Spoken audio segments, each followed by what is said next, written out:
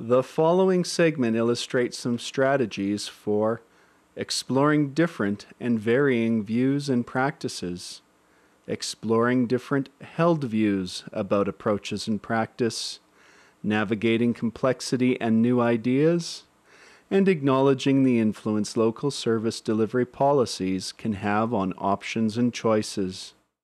Now, that warrants some discussion, because for many years the war cry of the hospice palliative care movement has been pain is what the patient says is pain.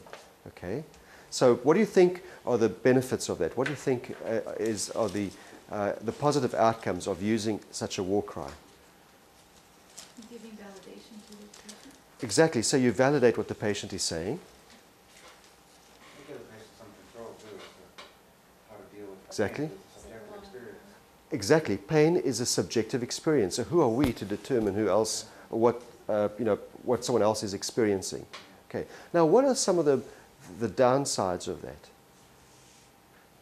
Abuse, aroused, In what way? people could say their pain level was a lot higher. Maybe they've got a previous dependency on drugs. And Right. So what you're alluding to is something very important, and that is that pain, we just finished saying, is a multidimensional experience. Okay.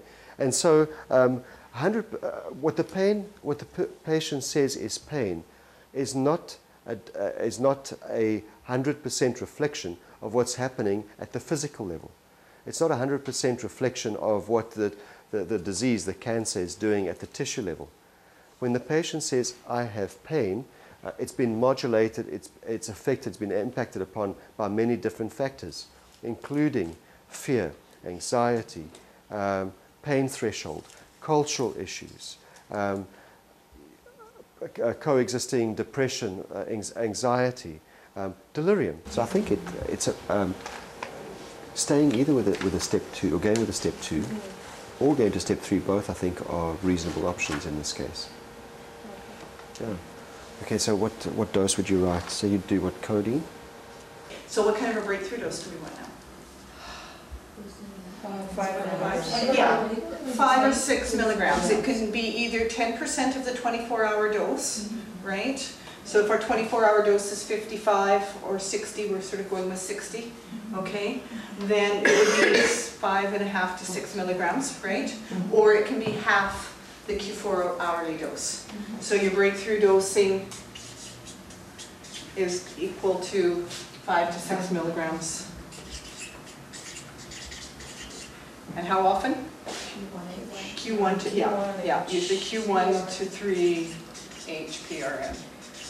Because I don't know why, because if I'm a iron. patient, I wouldn't want liquid, right? But most of the time, our pharmacy don't send us, or, you know, they It always... depends on the patient.